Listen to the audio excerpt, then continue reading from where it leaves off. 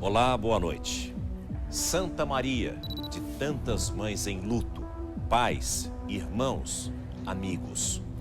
A terceira maior tragédia incendiária em boates no mundo nos deixa em silêncio, sem força, como estão agora os celulares dos jovens gaúchos que tocaram em vão à procura de vida. Uma barbaridade assim nos toca pelo absurdo. Num país de leis frágeis, parece que tudo pode, e só nos damos conta depois, sempre depois. Afinal, quem paga? Existe fatalidade quando se pode prevenir o pior? Onde começa o crime? Quantos estabelecimentos ilegais ainda estão abertos no Brasil, com os seus donos se fingindo de santo? Talvez nenhuma dessas perguntas importe mais para quem perdeu um filho ontem naquele bar, para quem um dia carregou no ventre o mais sagrado dos frutos. Mas, sem essas respostas, como ficar tranquilos para deixar nossas crianças na próxima noitada? O SBT Repórter de hoje resgata outras histórias em que o fogo condenou dezenas de vidas, enquanto as famílias de Santa Maria tentam resgatar a paz de espírito na hora da morte. Uma morte que, por incrível que pareça, medieval, documentada por telefones modernos de quem teve outra sorte.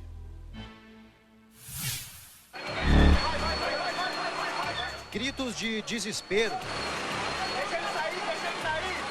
e de dor. Uma madrugada de pavor. Enquanto bombeiros tentam conter as chamas, jovens se arriscam no socorro às vítimas.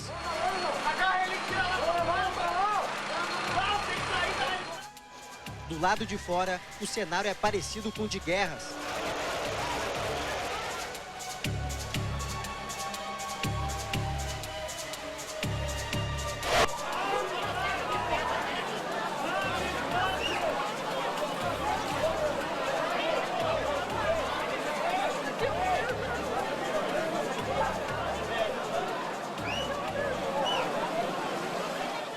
Corpos no chão.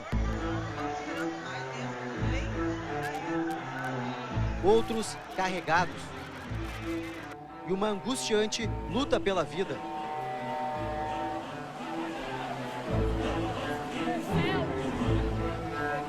Massagens cardíacas são feitas ali mesmo, na rua.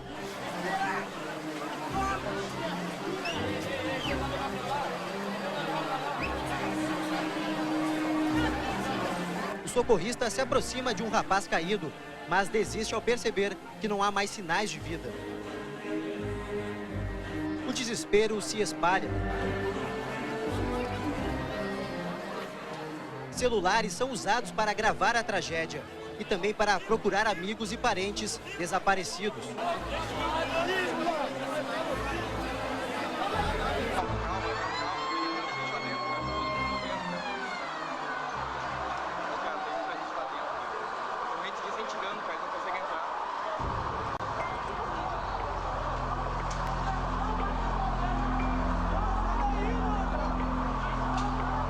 Este grupo tenta derrubar a parede. A esperança é liberar a passagem de ar e também encontrar sobreviventes.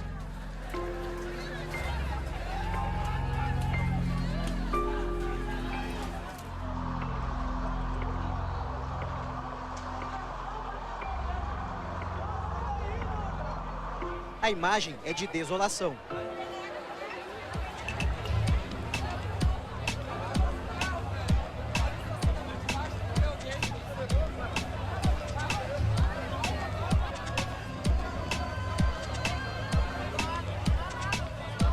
E de incerteza.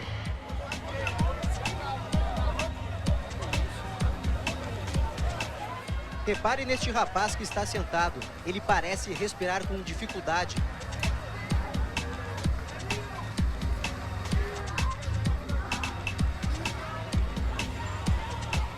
Menos de um minuto depois, ele desmaia e é socorrido.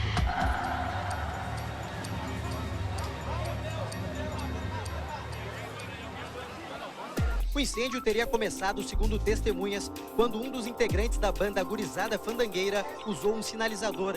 As faíscas teriam atingido o teto da boate, feito com material altamente inflamável. O fogo se espalhou rapidamente. Os seguranças, que não tinham a visão da pista, impediram a saída dos clientes e exigiam o pagamento da comanda para a liberação. Tinha umas 1000 pessoas ou mais dentro da boate, o pessoal se aglomerou, correram para o banheiro, em vez de correr a porta de saída, não conseguiram sair, correram para o banheiro e infelizmente acabaram não conseguindo sair. Os seguranças não deixaram sair. Eles fecharam a porta, não deixaram ninguém sair, cada uma bendita de uma comanda.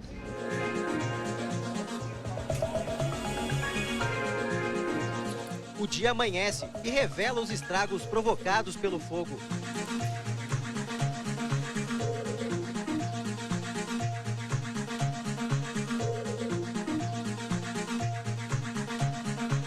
Cães farejadores buscam vestígios.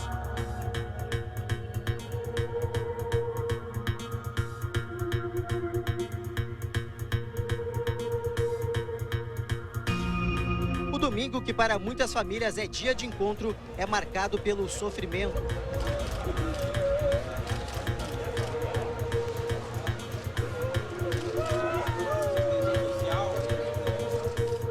Uma tragédia muito triste, muito marcante. Só quem é mãe sabe a dor desses familiares, tudo que devem estar sentindo. Sonhos de centenas de jovens universitários interrompidos brutalmente.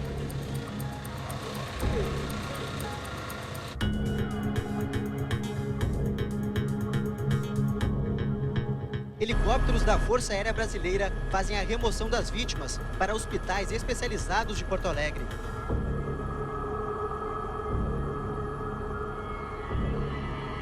O presidente Dilma interrompe compromissos no Chile e não se contém.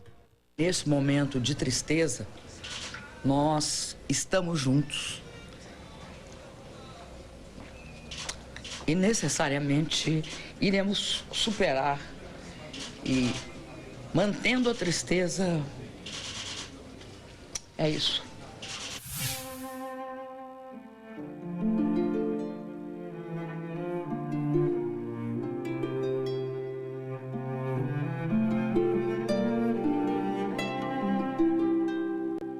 Uma a uma, as vítimas são reconhecidas. Sandra Leone Pacheco Ernesto. Muitas pessoas deixaram o cemitério da cidade e vieram até que a boate onde aconteceu a tragédia. Flores foram deixadas na calçada por familiares, amigos e até desconhecidos. São homenagens para as vítimas do incêndio. Eu até aqui, que é onde eles morreram, que eles se foram, que eles partiram, né, para deixar e fazer essa homenagem assim, para eles. O socorro chega rápido. Feridos saem com sinais de queimadura.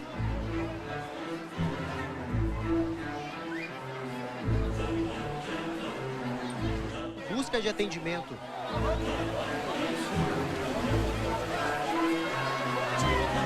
Imagens que tiram o sono de Ezequiel. Quando pegou fogo, as pessoas vieram com o extintor, aquele que sai pó branco, ergueram para cima e o extintor não veio. Isso o pessoal começou a vaiar. Só que o fogo estava atrás de uma tubulação, eu acho, de ar. Então eu acho que aquele ar alimentou muito fogo, sabe? Então em questão de 10 segundos eu olhei para cima e tinha uma manta de fogo em cima de todo mundo, porque estava tudo apertado, eu acho que estava lotado. Então aquela manta de fogo começou a assustar as pessoas, sabe? Mas ainda o pessoal estava parado, estava se locomovendo. Só que veio uma fumaça preta junto, e junto com quem estava embaixo, pingava, derretia aquela esponja preta, que era tipo uma gota de plástico, e caía em cima das pessoas. Então as pessoas começaram a se assustar demais, sabe? Entrou um estado, assim, um caos absurdo, assim, ó. Parecia que tinha estourado uma boiada.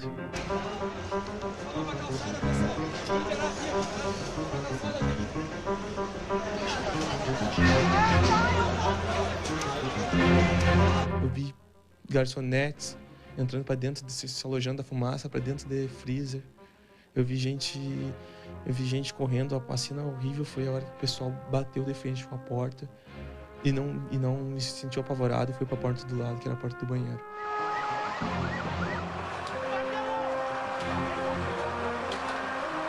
Não me lembro do rosto de nenhuma pessoa que eu resgatei. Eu só me lembro dos rostos das pessoas que eu não resgatei e que me pediam socorro. Em 10, 15 minutos aconteceu tudo. Quem saiu, saiu. Quem não saiu, tá morto.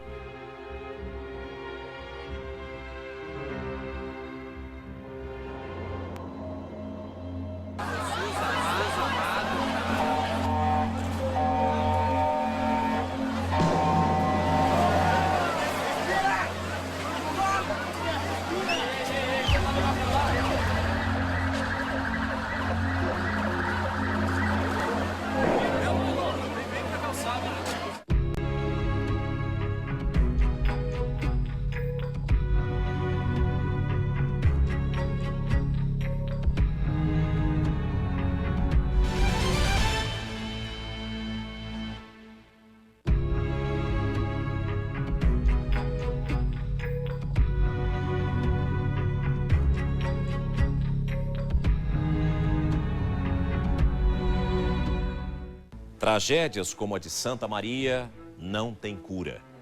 Para os sobreviventes, a lembrança é eterna. Para os familiares das vítimas, em parte, é como morrer junto. Outros incêndios pelo mundo também fizeram vítimas, muitas vítimas. E, pelo visto, não aprendemos nada com a história. E as autoridades? O que diz a lei em tempos tão modernos em que ainda se perde a vida porque não havia outra saída? Nestas imagens exclusivas do SBT, é possível ver o assistente de palco da banda, Luciano Bonilha, prestando depoimento à polícia. Ele foi preso durante o enterro de um amigo numa cidade próxima a Santa Maria. Junto com ele estava Marcelo dos Santos, vocalista do grupo Gurizada Fandangueira.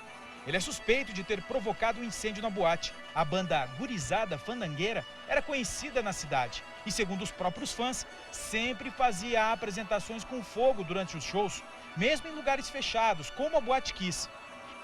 Entre as centenas de vítimas está o sanfoneiro da banda, Danilo Jacques.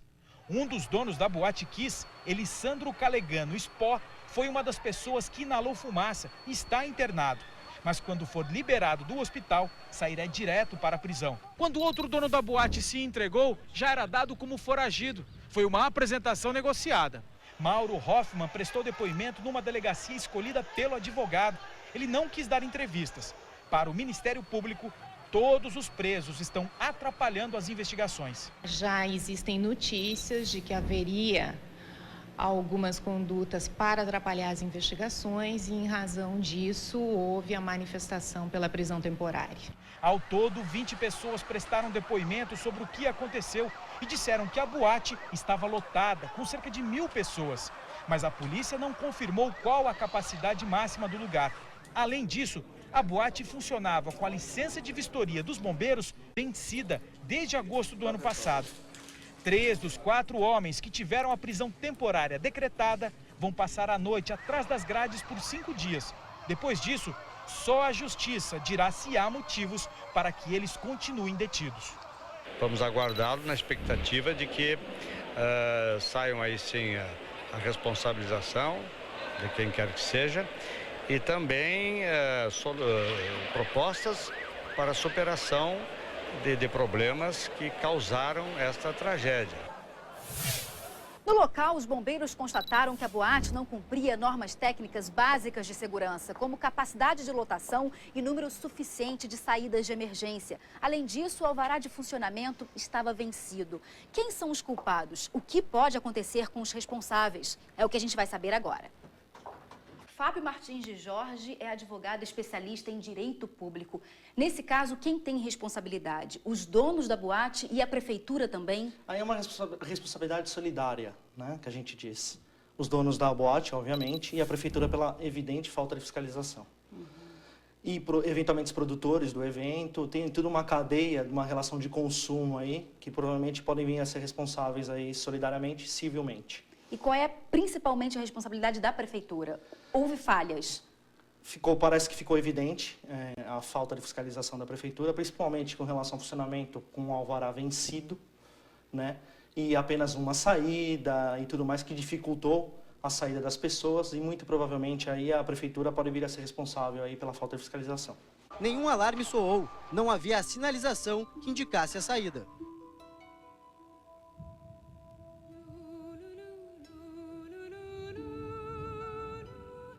Luto oficial. Fitas negras circulam nos táxis. O comércio não esconde a tristeza de Santa Maria. No velório coletivo, parentes desolados.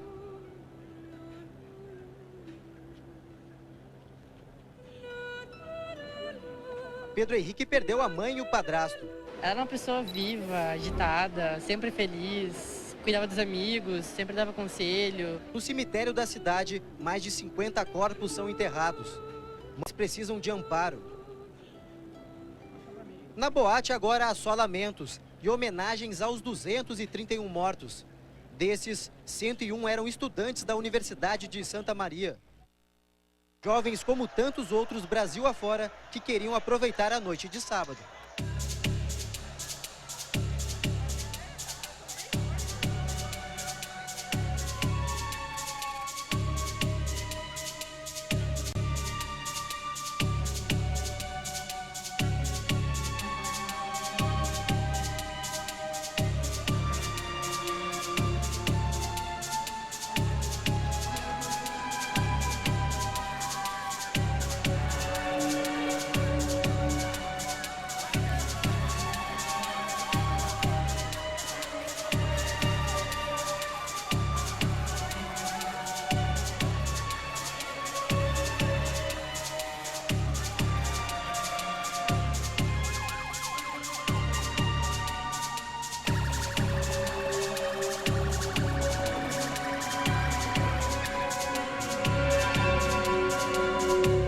O repórter Sérgio Ude mostra de Londres como foi a repercussão internacional. Na Europa, não só aqui na Inglaterra, a pergunta que muitos fazem é de que adiantam as leis se elas não são cumpridas. Embora tenham acontecido tragédias semelhantes em outras partes do mundo, o grande número de mortos e a proximidade de 2014 e 2016 fizeram com que a mídia estrangeira levantasse questões como a capacidade do Brasil em garantir segurança em eventos que atraem tanta gente como a Copa do Mundo e os Jogos Olímpicos. O inglês Daily Mail destacou a suspeita de que os seguranças da casa noturna trancaram as portas no momento do incêndio.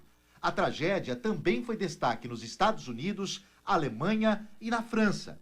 O Le Figaro citou a visita da presidente Dilma Rousseff aos parentes das vítimas. Um amigo conseguiu escapar, mas morreu de ataque cardíaco ao sair. História destacada pelo jornal espanhol El País, que ainda classificou o incêndio como uma das piores tragédias brasileiras. Versões digitais de jornais como o inglês The Guardian trouxeram as imagens do velório das vítimas e depoimentos dos amigos. A tragédia ainda ganhou destaque na Índia, Austrália e até na China. O The New York Times destacou o não cumprimento das leis e lembrou o desabamento do prédio e a explosão de bueiros no Rio, cidade brasileira mais conhecida no exterior. O assunto também dominou os noticiários das TVs. A rede britânica BBC perguntou se as autoridades brasileiras cuidam da segurança da população. A cantora Lady Gaga divulgou uma foto rezando pelas vítimas do incêndio. O Papa Bento XVI mandou condolências às famílias. E o secretário-geral das Nações Unidas, Ban Ki-moon, também lamentou as mortes. Atentos a tanta comoção, os bombeiros de Londres emitiram nota de alerta a donos de bares e boates. O Brasil deu um exemplo ao mundo do que não deve ser feito. Na Argentina, uma tragédia que deixou marcas profundas, como conta o repórter Galton Serra. 30 de dezembro de 2004. O fogo causado pela faísca de um sinalizador usado por uma banda mata mais de 190 pessoas na boate República Cromañón de Buenos Aires. O incêndio é provocado quando milhares de jovens assistiam ao show da banda chamada Cachorreiros. Os jovens frequentadores do lugar tentaram escapar pela porta de emergência, que estava trancada com um cadeado. Por causa da tragédia no Cromañón, mais de 20 pessoas, entre elas o empresário, dono da boate e os músicos, além de funcionários públicos, policiais e bombeiros, foram presos e condenados a penas de até 10 anos. A tragédia causou o impeachment do prefeito de Buenos Aires, Aníbal Ibarra.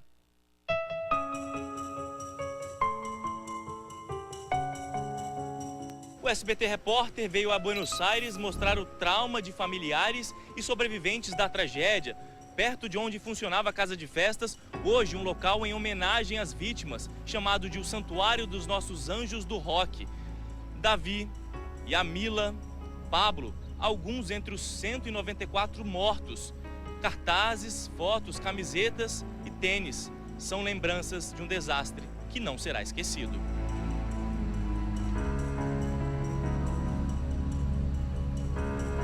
Silvina estava na boate, conseguiu escapar, mas perdeu o marido.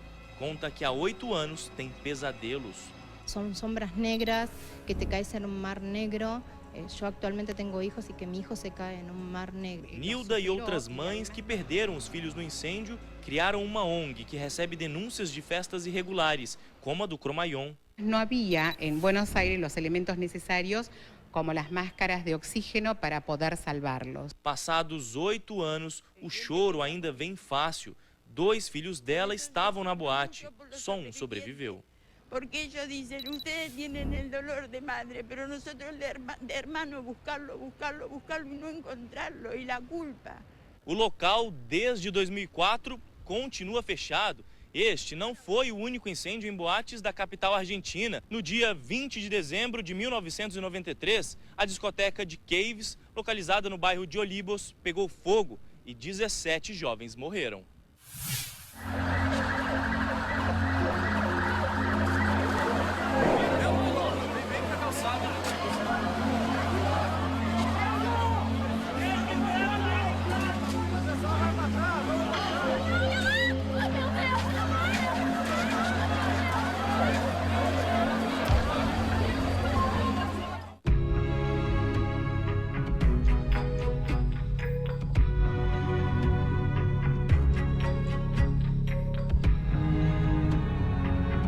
O que havia de errado dentro da Boate Kiss? Quantas pessoas cabiam lá dentro? E o que poderia ter evitado a tragédia? Em busca dessas respostas, nós chamamos um especialista em gerenciamento de risco, conversamos com pessoas que estavam lá e com quem conhece bem a casa e construímos uma réplica da boate em tamanho real, com base nas informações das plantas do imóvel. O que há por trás dessa fachada? Essa é a planta mais recente da Boate Kiss, que consta na Prefeitura de Santa Maria. Ela é de 2009, mas sofreu alterações, como esta de 2011, que modificou a área da pista principal. Desde então, outras reformas foram feitas, sem conhecimento das autoridades. A partir de depoimentos de pessoas que conhecem bem a boate, o Fantástico atualizou a planta e construiu uma cópia fiel, usando as mesmas medidas. Era assim a Boate Kiss na noite de 27 de janeiro de 2013. Com essa reprodução, a gente vai ter a oportunidade de entender por que tanta coisa deu errado naquela noite. E mais, a gente vai poder mostrar que medidas simples são capazes de evitar uma tragédia como a de Santa Maria. Foi por isso que a gente chamou aqui o professor Moacir Duarte, que é especialista em gerenciamento de risco e planejamento de emergência. A Luciene e o Marcelo, que estavam lá na noite de 27 de janeiro e conseguiram escapar. E a Vanessa, que foi Relações Públicas da casa por 2 anos e conhece detalhes da infraestrutura. Entrando, a gente tem uma dimensão bem real do tamanho da casa, né? Eram 23 metros de fachada por 26 metros de profundidade. E para entrar, a gente precisava passar por essa grade aqui primeiro. E aqui ficava a bilheteria, né, Vanessa? Onde as pessoas pegavam as comandas e tinham que passar por aqui. E só então chegavam na porta, que foi onde a gente viu aquelas cenas dos bombeiros tentando resgatar. E também as pessoas tinham saído tentando resgatar as pessoas que tinham ficado para trás, né? Deixa ele sair! E quando a gente chega aqui, professor, tem mais uma grade na frente dessa porta, né? Essa posição dessa grade aqui, na verdade, ela inutiliza as aberturas, tanto dessa porta quanto a externa. Você olha, tem 2 metros de porta aqui, mas, na verdade, o espaço disponível para a passagem das pessoas é esse estreito aqui e esse outro onde você está posicionado. A gente percebe aqui, ó, uma largura que não é o suficiente para passarem 2 pessoas ao mesmo tempo. Então, essa colocação aqui, sem dúvida, foi responsável por um grande retardamento da saída. Essas imagens mostram como ficou este espaço depois do incêndio. Aqui, segundo os bombeiros, cabiam 691 pessoas. Como é que essa conta é feita? Essa conta é feita descontando todo o espaço do interior da casa que não é ocupado pelo público, ou seja, deixando só a área onde o público realmente fica. Essa área do bar, por exemplo, é descontada, a área da sapelaria, dos banheiros, a área do outro bar, dos cercados. E aí, quando você tiver só a área restante, isso é para público em pé, dividido por 0,4 metros quadrados. E aí você acha o número de pessoas da casa. 0,4 metros quadrados é o espaço necessário para que uma pessoa de 70 quilos fique em pé sem que ninguém encoste. Vanessa, você trabalhou aqui por muito tempo e era responsável pela impressão das comandas. Quantas comandas vocês imprimiam por festa? Então, tinha 1000 comandas impressas por festa, mas além dessas 1000, a gente também guardava de 200 a 500 para se houvesse mais, pois era dito que a capacidade da boate era de 1.200 pessoas. Então aquelas filas todas que a gente vê em fotos na porta da boate, todo mundo que estava na fila entrava? Sim, normalmente sim, não deixava ninguém para fora. Vocês estavam lá domingo passado, quantas pessoas vocês estimam que tinha lá naquela noite? Ah, mais de 1000. Tava tudo cheio. Eu entrei há 1 hora e já tava cheio aqui, lotado. Simulamos a lotação com as 691 pessoas permitidas. A distribuição seria assim. Com 1000 pessoas, a boate estaria assim, praticamente sem espaços vazios. Para chegar no lugar onde o show estava acontecendo, a gente tem que passar primeiro por essas 2 grades aqui e depois por esse vão que tem aqui na parede. Só tem esse e aquele outro ali. E quando a gente chega aqui, a gente vê que aqui tem um degrau.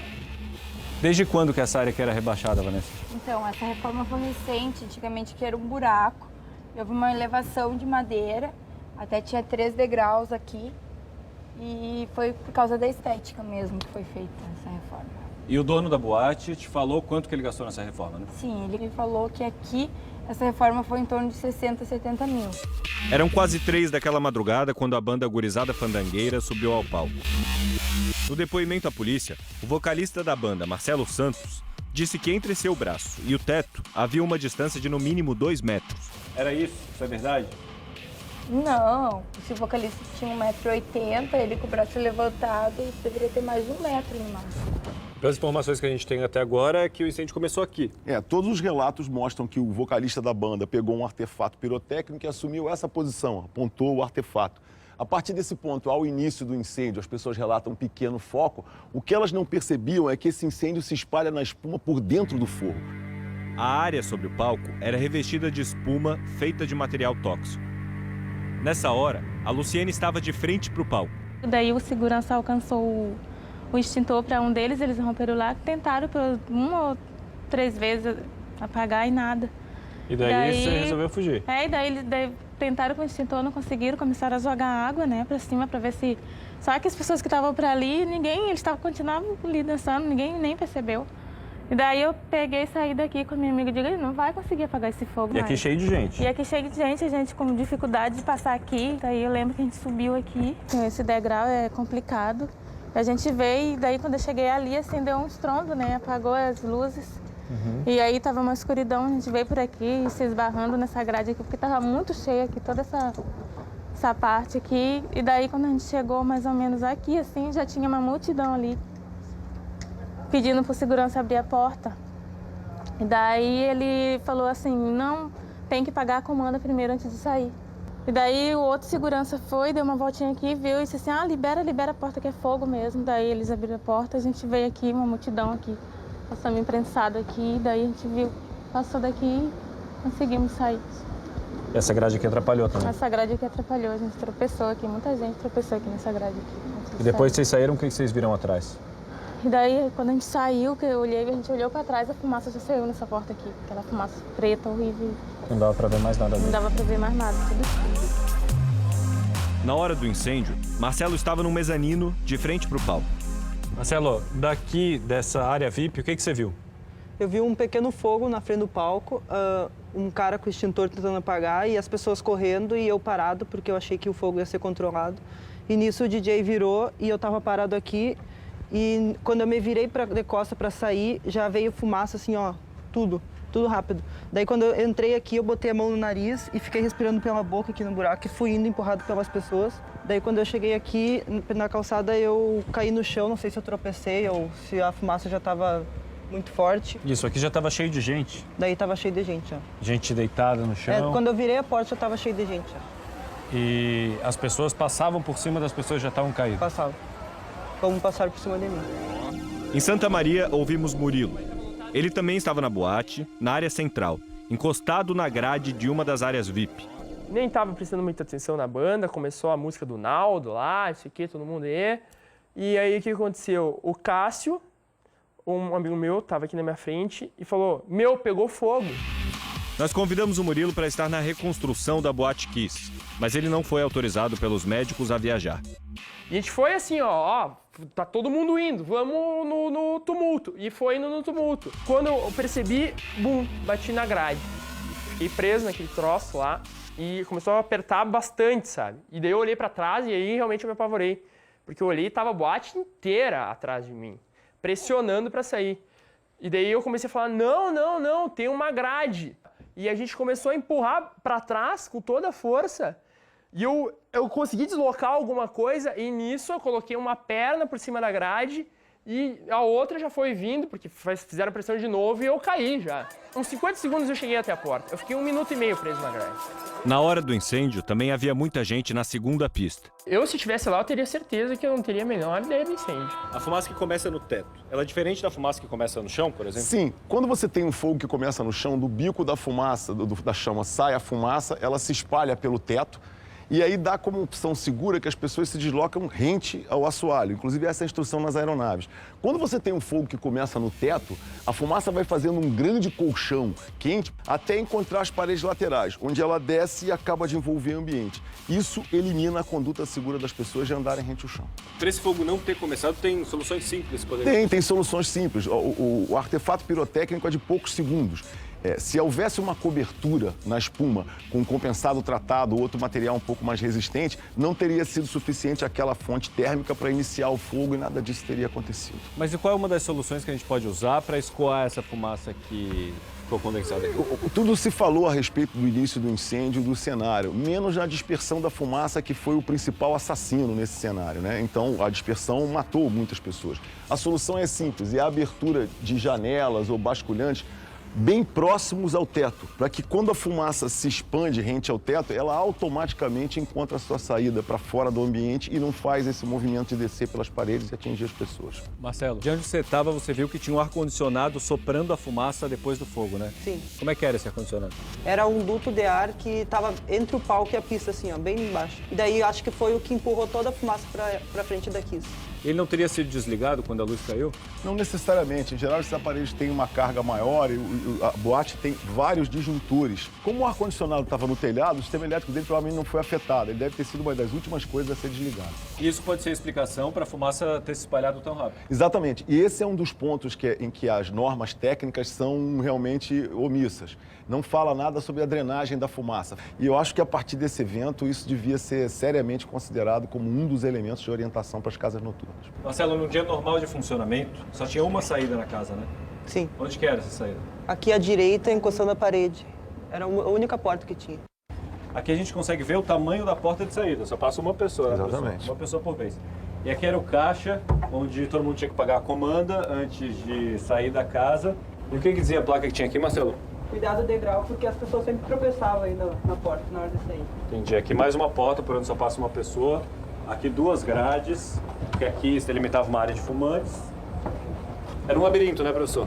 Essa saída é aceitável em termos de dia a dia, para pagar a conta. Mas como alternativa de fuga, ela é inviável completamente. Quando os seguranças perceberam a gravidade da situação, foi aí que eles abriram essas portas aqui, que tem 2 metros de largura. É pouco, né, professor?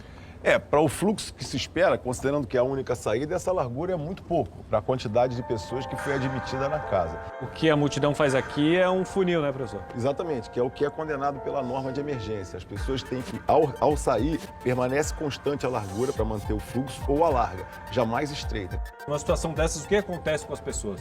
Nessa situação, quando as pessoas estão muito próximas umas às outras e forçando a passagem pela pressa, quando alguém empurra pelas costas, a reação natural de equilíbrio seria você abrir a perna para frente. Como isso não pode acontecer porque a pessoa está colada em você, você se apoia nas costas da pessoa à sua frente. Uma vez caindo, ela se torna um obstáculo que as pessoas não veem e a pessoa não consegue simplesmente se levantar. E como que isso seria resolvido aqui? Nesse caso, a retirada dessas grades e a retirada de todas as grades que que são depois dessa. Você pode ampliar as saídas, quer dizer, fazer algumas modificações, substituindo as paredes por portas de correr aqui e ali, você aumentaria consideravelmente a saída. Existe a necessidade da sinalização de emergência orientar uma rota e não apenas uma plaquinha onde é a porta de saída. Essa sinalização ela pode ser luminosa, independente na parede, mas a mais eficiente no caso de fumaça é localizada no piso. Aquelas luzezinhas embutidas no piso que vão traçar, marcar o caminho para que as pessoas não percam a orientação. Muitas pessoas que estavam aqui comigo, inclusive eu ia também para lá, porque foi a primeira vez que eu vim aqui, eu não sabia muito. Daí muitas pessoas correram para lá achando que era uma porta de saída. Tinha uma luz que era, acho que do banheiro. Esses banheiros ficavam nessa área da boate. Eles tinham janelas para a rua, que foram cobertas por um revestimento de madeira.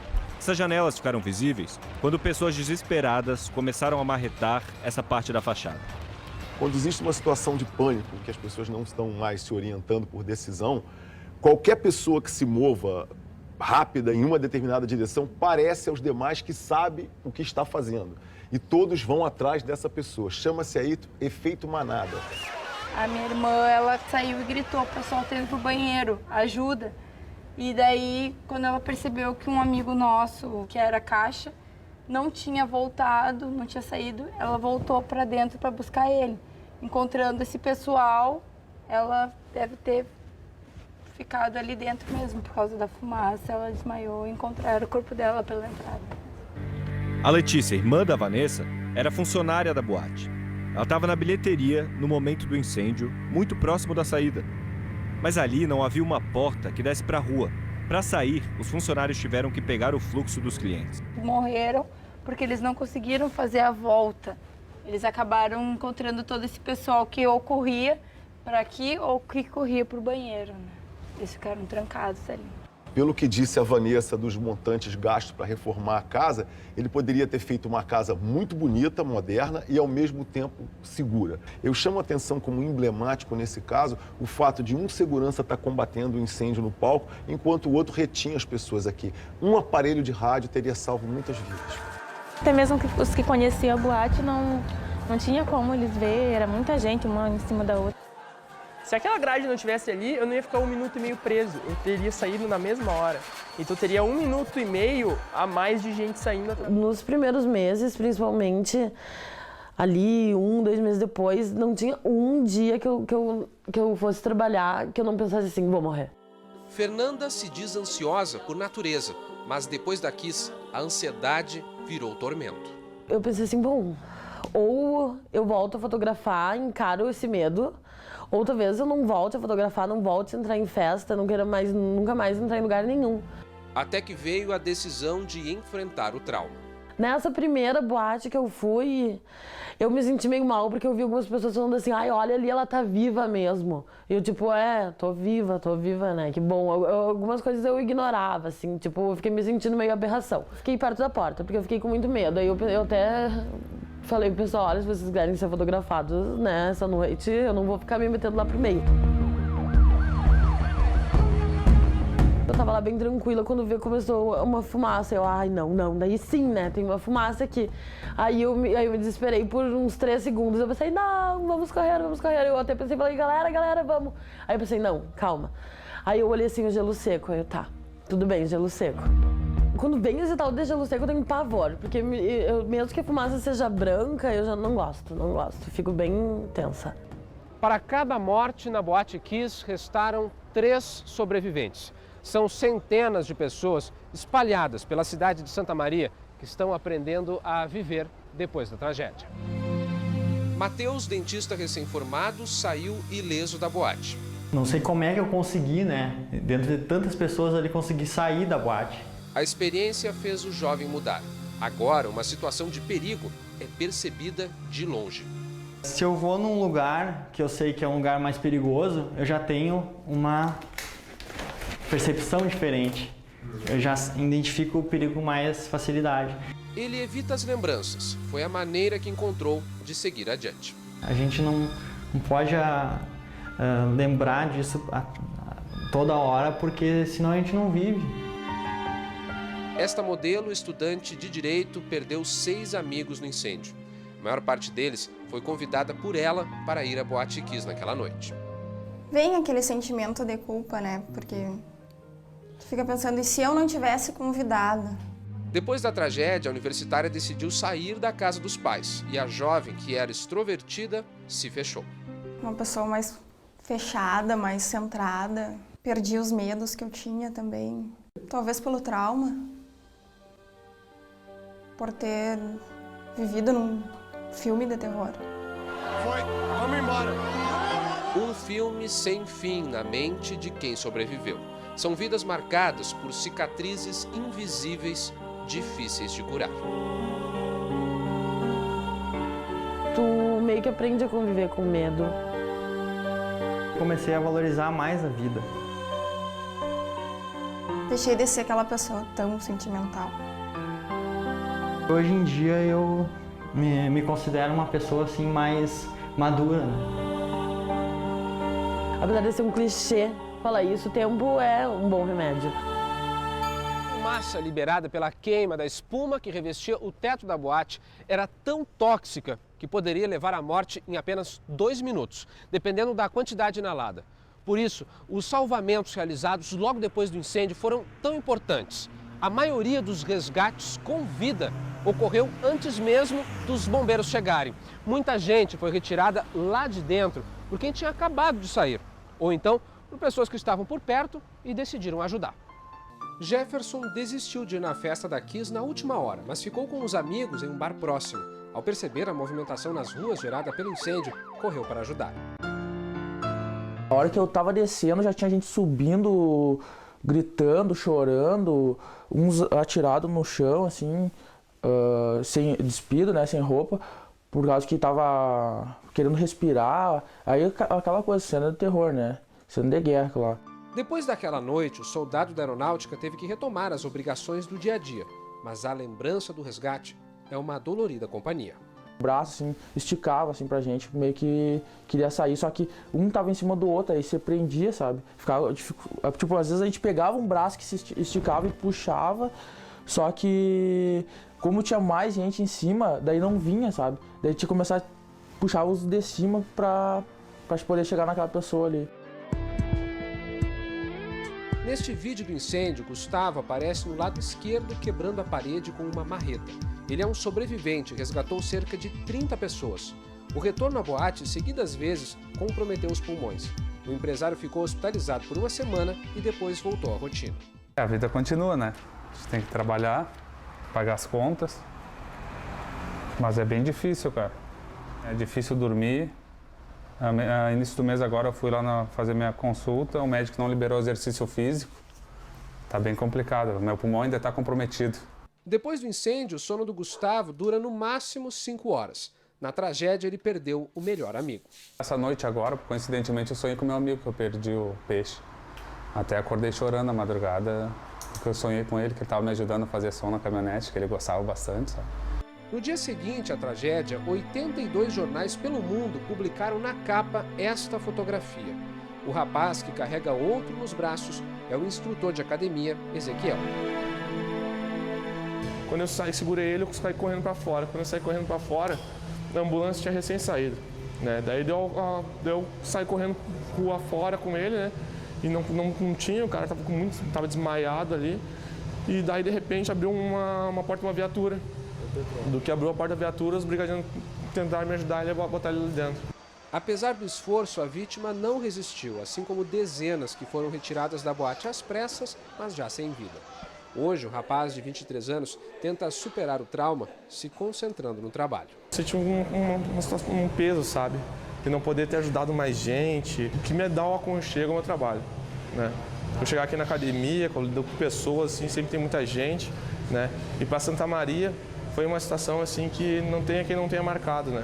O tempo está passando em Santa Maria e aos poucos os sobreviventes percebem, em meio à dor, o aprendizado deixado por uma tragédia. Agora eu estou num momento que eu consigo tirar alguma coisa do que eu vivi lá. É clichê, né? Mas viver a vida assim no máximo, né? Aprendi que a vida é muito curta, a gente tem que aproveitar ela. E não deixar de fazer as coisas que tu quer fazer, né? Tem que perdoar as pessoas.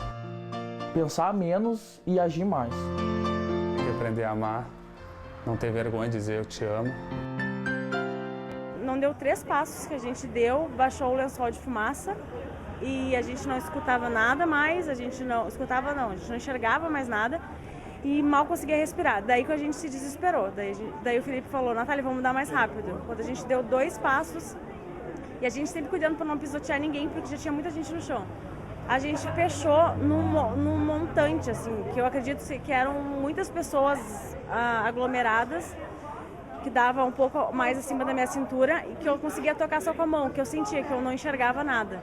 E no momento que eu bati nesse monte, veio uma galera atrás e acabou prensando a gente e bateu o desespero total. Daí a gente só estava totalmente esmagado e aquele som do pessoal gritando muito, chorando, suplicando para alguém nos salvar ali. E ali eu vi que não teria como a gente sair dali, que ali a gente, né, iria provavelmente morrer. Em questão de segundos, o Felipe me abraçou, né, e colocou a mão aqui e tentou tapar minha respiração. E eu só falei assim pra ele, cuida da tua respiração que eu cuido da minha. E daí a gente agonizou, estava sem ar e ele soltou a mão e eu senti o corpo dele, acho que por ser mais alto e no teto ter mais concentração de fumaça, ele acabou caindo com o corpo assim, né, sobre mim. E eu senti assim o peso caindo. E eu não aguentei muito mais e acabei caindo também em cima daquele montante. E quando eu caí em cima do monte de pessoas, várias pessoas caíram em cima de mim. Daí eu só acordei lá fora, com a minha cabeça batendo no asfalto e alguém me puxando pelos pés. E essa pessoa gritava, por favor, alguém me ajuda, essa mulher vai morrer, essa mulher vai morrer. E daí outra pessoa pegou e falou, deixa ela comigo. E eu acordei, mas eu não acordei, eu não conseguia abrir o olho, eu estava num coma consciente, eu não conseguia abrir o olho, mas eu estava ouvindo o que estava acontecendo, só que eu não tinha conseguido mexer minhas mãos, não conseguia fazer nada. Daí esse outro rapaz que veio me fez massagem cardíaca, respiração boca a boca. E daí na respiração boca a boca eu voltei, consegui abrir os olhos. O que você espera do futuro? Marco, só Deus sabe. Eu espero sim que seja feito de justiça, mas não com injustiça. Isso eu espero. Voltar ao que era, voltar a Santa Maria, esse tipo de coisa, eu não penso, entendeu? Eu não sei, é o que eu te disse, eu não consigo fazer planos. Porque eu não sei se eu vou preso, cara. Entendeu? Daqui um pouco o juiz entende que eu tive a intenção. Qual é a minha intenção? Qual é, entendeu? Por que eu faria uma coisa dessa? É um absurdo, entendeu? O resultado é demais para qualquer pessoa. Ninguém está preparado para isso. Eu não estava preparado para vir aqui. Eu não estava preparado para ter um advogado, entendeu? É uma coisa maluca, é fora do esquadro, entendeu? Não é normal, isso não deveria ter acontecido. Eu penso assim, não deveria ter acontecido. Aconteceu, mas não deveria. Isso não pode acontecer. Isso tem que ser feito alguma coisa para que isso não aconteça mais. Porque vai acontecer. Vai acontecer. As coisas melhoraram, mas não melhoraram tanto assim. E se melhoraram, de novo voltou, entendeu?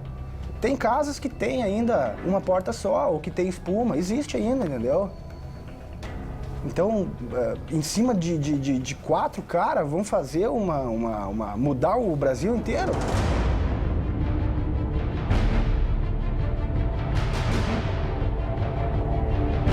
Eu sei o que aconteceu na minha boate, eu sei que eu era o responsável e eu tô respondendo. Eu não fugi de nada, eu fui preso, fui detonado, fui ameaçado, mas o irmão, o pai que eu encontrei até hoje, eu dei um abraço, falei, cara, confia em mim. Não era a minha intenção isso, era entretenimento, festa, alegria, não morte, não tristeza. Não era isso, entendeu?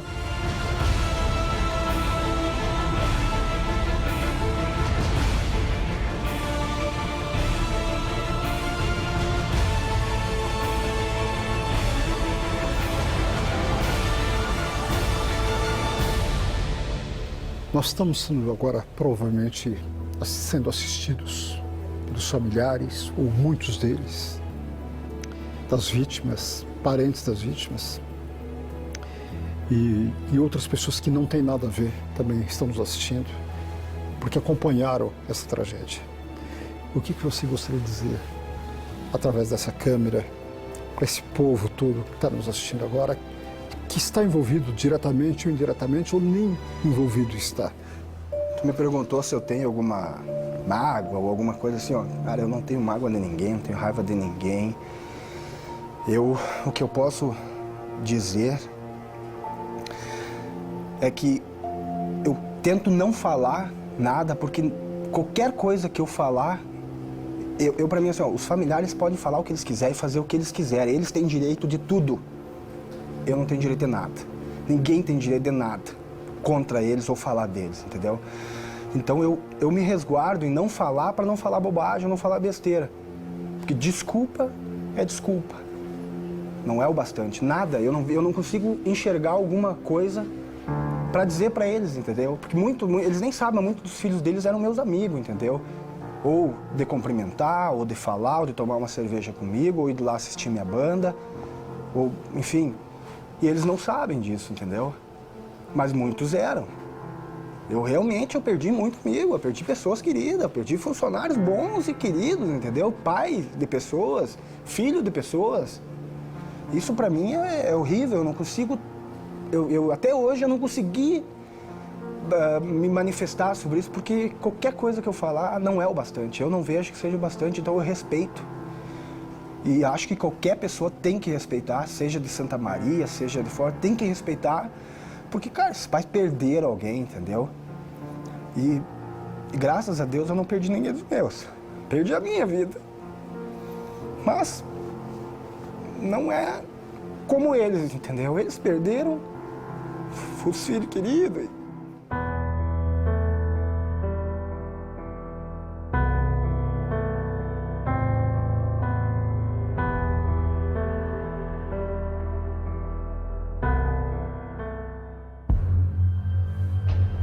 Eu não tenho o que falar, não existe o que eu falar que vai adiantar, entendeu? Perdão, desculpa. É uma coisa, eu não tenho o que falar pra eles, porque nada vai amenizar a dor deles, entendeu? A única coisa que eu posso dizer é que eu não sou assassino, que eu não quis matar os filhos deles, de ninguém, pelo amor de Deus. Não matei ninguém, entendeu? Foi uma fatalidade horrível, diversos erros, diversos problemas, mas tem sequências, não é o dono da casa, não é o Kiko, não é o cara ali, entendeu? Eu não... Qual é a moral de uma coisa dessa, entendeu? Sair banido do mundo praticamente. As pessoas, vou te convidar, vamos sair comigo, vamos no shopping. Acho que as pessoas vão. O cara é um ex-presidiário, cara. Morreu 200 e poucas pessoas. O cara é isso e aquilo, entendeu? Então, eu vivo praticamente com a minha família. Eu tenho alguns amigos. Quem me procura, ótimo, beleza. Eu não fico procurando ninguém, eu não fico procurando em lugares. Eu não saio muito. Hoje praticamente eu levo a minha filha para a creche. Saio e eu estou recolhendo pneu velho. Eu trabalhei com pneu há muito tempo, então eu recolho pneu velho, seleciono o que é para isso, o que é para aquilo, remoldar, enfim, eu faço essa seleção de pneu velho, é o que eu estou fazendo. Quietinho, na minha, não incomodo ninguém, como nunca incomodei ninguém, trabalho como sempre trabalhei. Eu não sou esse playboy, eu não sou esse cara aí que... Eu trabalhei minha vida inteira. O meu pai, ou fulano, ou alguém ter uma condição melhor, coisa assim, não me faz uma pessoa ruim. Eu tive uma vida muito sofrida. Minha mãe trabalhava das 2 da tarde às 4 da manhã. Praticamente nem via minha mãe. Eu vendia laranja, bergamota, raspadinha, quem sabe de Parobé lá que eu morei me conhece, sabe. Depois eu fui trabalhar varrendo uma borracharia. Depois eu cuidei de estoque. Então, eu fui trabalhando, eu não tinha, porque eu acabei vencendo de alguma forma e sendo chamado de playboy. Mas eu não tenho culpa de ter insistido e trabalhado, ou tentado, ou ter tido sorte de alguma forma, ou ganhar alguma coisa se ganhei, enfim. Você já se revoltou com Deus? Não. Você já perguntou para ele por quê? Por quê? Muito, até hoje. Muito.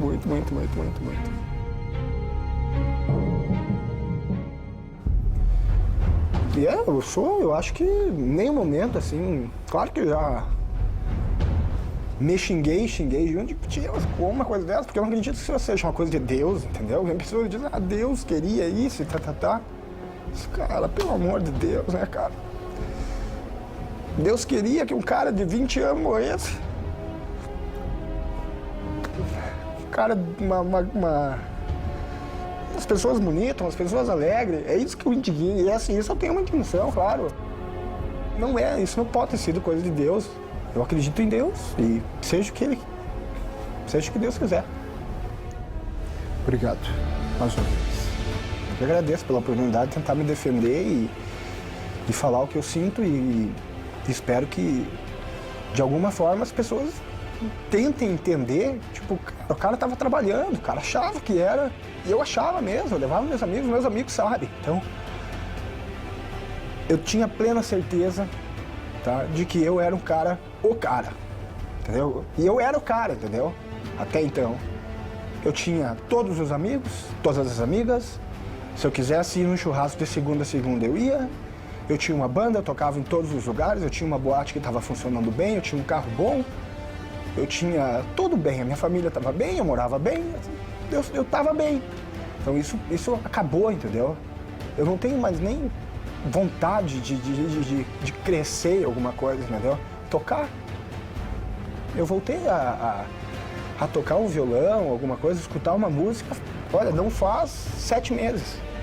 Eu não escutava música, não conseguia olhar uma TV, um filme completo, entendeu? Me concentrar, olhar um filme, por exemplo. Escutar música, perdeu a graça. Sabe? Quinta-feira que vem, dia 27, a tragédia de Santa Maria completa 4 anos. O processo que apura as 242 mortes do incêndio se arrasta no tribunal. Os réus permanecem soltos até hoje. Enquanto isso, parentes das vítimas estão sendo processados. Por quê? Você vai ver na nossa reportagem, que entrou na Boate Kiss. O tribunal de pernas pro ar. É realmente uma situação inusitada. Um processo de quem deveria ter buscado a responsabilização do incidente, movendo um processo contra as vítimas. Promotores e famílias das vítimas não deveriam estar comprando a mesma briga? Eu falei, nossa, cara, eu vou bater de frente contra uma instituição que era para estar do meu lado. E eu sou assistente de acusação no processo que apura as mortes. Ao lado deles, né? Ao lado deles. Um indisfarçável constrangimento toma conta do Ministério Público do Rio Grande do Sul. Essa é uma frustração institucional do Ministério Público, ou seja, tudo que nós gostaríamos de estar trabalhando neste caso, de uma dor imensa e terrível, é ao lado dos familiares das vítimas. O processo que apura as 242 mortes se arrasta há 4 anos.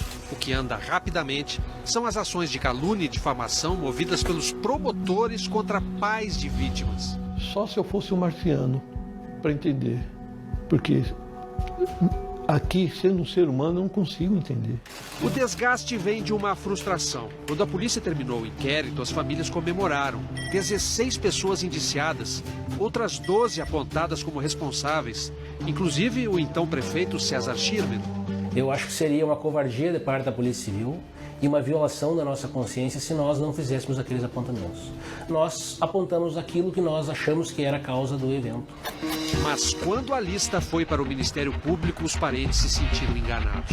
Quando a gente ia procurar os promotores responsáveis, eles falavam, pode deixar que nós vamos indiciar todo mundo responsável. E a gente acreditou neles. Das 28 pessoas responsabilizadas pela polícia, o Ministério Público denunciou 4 bombeiros. Um foi absolvido. 2 foram condenados pela Justiça Militar por descumprimento da lei de expedição de alvarás. E o outro foi condenado pela Justiça Comum por fraude processual. Todos cumprem pena em liberdade. Outras 4 pessoas foram denunciadas por homicídio. Mauro Hoffman e Elisandro Spor, donos da boate, o músico Marcelo dos Santos e o produtor Luciano Leão, integrantes da banda que tocava na noite do incêndio. Todos respondem em liberdade. O juiz decidiu levá-los ao tribunal do júri, mas a defesa recorreu e o caso está sendo examinado pelo Tribunal de Justiça. Esses 4, eles tinham as suas culpas e vão pagar pelas suas culpas. Mas não foram só eles. O secretário sabia? Sabia. O Ministério Público sabia? Sabia. Os bombeiros sabiam? Sabiam. Então, eles foram omissos.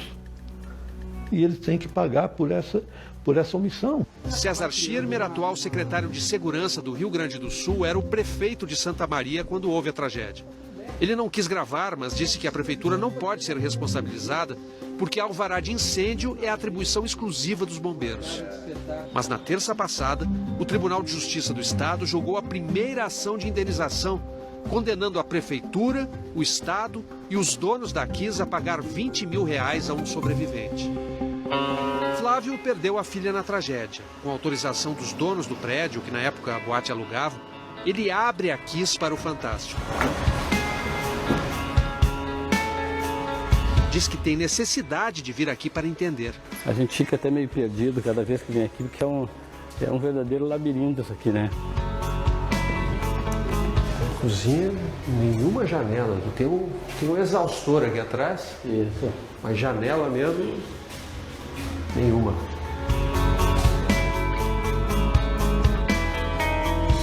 O palco onde os músicos estavam fica ali atrás. Aqui, a pista de dança. Nas paredes, nenhuma janela, nenhuma porta lateral. Essa área aqui é a área VIP. Para sair da boate, as pessoas tinham que necessariamente passar por esse corredor, ao lado dessa grade de ferro, que os conduzia para o pagamento da comanda no guichê. Quase 1000 pessoas desesperadas, querendo sair ao mesmo tempo, ainda encontravam esses guarda-corpos em frente à única porta de entrada e saída da boate. Não tem janela, né? Não tem nenhum tipo de janela. Não tem nenhum tipo de ventilação, porque aquilo ali tudo foi fechado, né? Esse foi um dos banheiros em que ficou. Muitos jovens morreram aqui dentro. Aqui também um grupo grande de pessoas ficaram aqui também, perderam a vida aqui dentro, né? Ao lado da porta aqui, né? Ao lado da porta de saída. A boate permanece do jeito que estava logo após o incêndio. Ainda se vê, sobre as mesas, os nomes dos jovens com as reservas feitas naquela noite. Deve ser a quarta vez que eu entro aqui, mas sempre mexe muito tentar no lugar onde é que a tua filha veio para comemorar a festa de aniversário dela e voltou para casa daquele jeito que todo mundo já sabe, né? Como poderia estar funcionando uma boate sem portas de emergência? Antes da tragédia, o promotor Ricardo Loza chegou a investigar uma denúncia de poluição sonora. Presidiu 2 inquéritos civis e descobriu que faltavam alvarás. Ele recebeu o Fantástico na sede da promotoria, mas não quis gravar. Seus advogados é que explicam. A atribuição funcional dele era restrita à questão ambiental. Ele, assim mesmo, ele cuidou de ver que esses alvarás estavam em devida forma. Não caberia o fechamento da boate? Não caberia o fechamento. Mas, nesta gravação, juntada nos autos de um dos processos, Loza desabafa. Se eu sonhasse que isso ia acontecer, qualquer um de nós tinha ido lá e fechado a boate. A Procuradoria-Geral de Justiça afirma que ele agiu dentro da lei e mandou arquivar todas as investigações sobre a conduta do promotor. Não se apurou nada, nenhum momento, qualquer omissão relevante do promotor de justiça que tivesse qualquer vínculo com a causa final, que foram as mortes na tragédia. Só promotores podem investigar promotores. Mas o Conselho Superior do Ministério Público do Rio Grande do Sul também não viu irregularidade nos inquéritos civis presididos por Loza e mandou arquivá-los. As famílias se queixam de corporativismo. A gente tem certeza que o Ministério Público não denunciou agentes públicos porque ele teria que cortar da própria carne e eles não tiveram coragem de fazer isso aí. Se houvesse um corporativismo da associação, ela até seria justificado, porque a associação está aí para isso. Mas em relação ao Procurador-Geral de Justiça e o Conselho Nacional do Ministério Público, nunca houve corporativismo nenhum. O que há, e isso a gente não consegue explicar para os pais e familiares, porque eles não entendem as nossas explicações, pela dor que estão absorvidos, é que não houve nenhum cometimento de crime por parte do promotor Ricardo Loza. O Tribunal de Justiça também examinou um pedido para que uma investigação contra a Loza fosse remetida ao Ministério Público, mas o pedido foi rejeitado. Voto vencido, o então desembargador Arno Verlan, hoje aposentado, acha que os promotores pagam um preço muito alto por não investigarem a si próprios.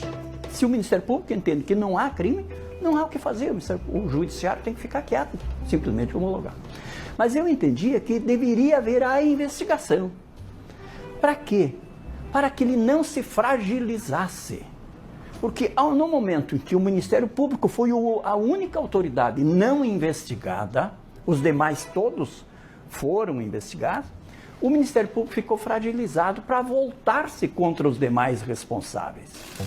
A Associação dos Familiares protestou, fixando cartazes pela cidade com a foto do prefeito e do promotor e a troca de ofícios sobre um alvará vencido. O Ministério Público é interessante que ele troca ofícios com o prefeito responde no nome do prefeito, e aí no fim do jogo, nem o Ministério Público nem o prefeito se esclarecem. Foi então que o promotor entrou na justiça contra o presidente da associação, Sérgio da Silva, e contra Flávio, que é vice-presidente. 2 dos melhores advogados de Porto Alegre representam Losa. Não se autoriza tudo a qualquer pessoa. Tem que se pôr o limite, e esse limite, na compreensão do Dr. Losa, na questão dos cartazes, infelizmente acabou atingido. Os cartazes foram retirados por ordem da justiça e os pais respondem a um processo de calúnia e difamação. Ele foi muito gravemente ofendido. Imagine você, a fotografia, o rosto inteiro num cartaz, atribuindo a ele a culpa por um acontecimento que mexeu com o mundo todo. Vamos trocar isso. Eu fico com a tua cara, bota a minha cara em todos os jornais e me dá meu filho de volta. Paulo Carvalho, que perdeu o filho no incêndio, também está sendo processado por causa dos artigos que publicou no jornal Diário de Santa Maria. Ele acusa os promotores Maurício Trevisan e Joel Dutra de omissão por mandarem arquivar os indiciamentos contra agentes da prefeitura. Por que os promotores Joel Dutra e Maurício Trevisan entraram na justiça contra Paulo Carvalho? Essa foi a última medida e a mais dolorosa depois de esgotada todas as tentativas de conciliação. A razão da medida é uma só, é parar com as ofensas pessoais que os colegas estão sofrendo em Santa Maria.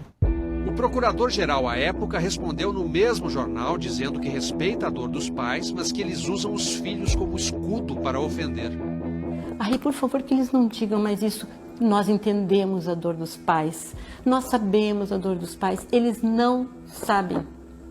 Eles não conseguem dimensionar o que é isso. Marta perdeu o filho na tragédia. Ela é a 4ª processada por calúnia e difamação por causa deste artigo, em que ela diz quem era o advogado da boate antes do incêndio. Que esse advogado, sem citar o nome, eu disse, ele é filho de um promotor que se aposentou. O promotor aposentado João Marcos Adede Castro e o filho dele, Ricardo Castro, advogado de um dos donos da Kiss antes da tragédia, viram insinuação ofensiva no artigo e processaram Marta.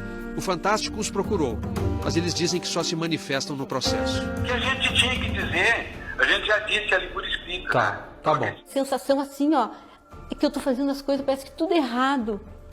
Que eu não tenho mais que buscar nada, que eu não tenho mais que questionar nada, que eu não tenho mais que tentar saber o porquê. Para o advogado do Movimento Nacional de Direitos Humanos, Ariel de Castro Alves, falta apurar a responsabilidade do Ministério Público.